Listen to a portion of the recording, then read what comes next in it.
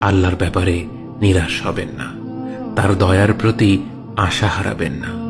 যখন কোনো বান্দার জন্য দুনিয়া সংকীর্ণ হয়ে আসে, বিশেষ করে যখন আপনাকে মানুষ পরিত্যাগ করে, এবং বিশেষ করে এমন কেউ যার উপর আপনি আস্থা রাখতেন কিন্তু সে আপনাকে নিরাশ করেছে, আপনি আল্লাহর পরে তার উপরই আশা রাখতেন অথচ সে আপনাকে লাঞ্ছিত করেছে, সেই সময় জেনে রাখবেন যে আল্লাহ চাচ্ছেন আপনি তার শরণাপন্ন হন। এই পৃথিবীর সবচেয়ে সুখী মানুষ হচ্ছে সে যে আল্লাহর দিকে তার মুখ ফেরায়। এই পৃথিবীর সবচেয়ে সুখী মানুষ সে যে আল্লাহর কাছে তার হৃদয় সমর্পণ করে।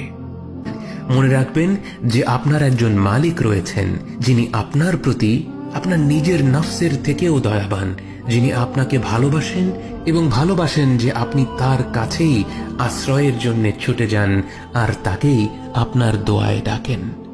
জেনে রাখবেন যে একমাত্র আল্লাহর প্রতি দৃঢ় বিশ্বাসী আপনার জীবনের সংকীর্ণতা দূর করে প্রাচুর্য এনে দিতে পারে, অন্ধকার দূর করে আবার আলোকিত করে দিতে পারে।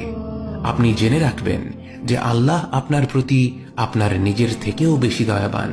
একমাত্র এই বিশ্বাসটাই আপনার সকল দুশ্চিন্তা ও বিষণ্ণতা মুছে দেবে। কে আছে এমন যে আল্লাহর দরজায় দাঁড়িয়েছে কিন্তু আল্লাহ তাকে তাড়িয়ে দিয়েছে? তিনি তো সবচাইতে উদার, মহা দয়ালু, মায়ার সাগর।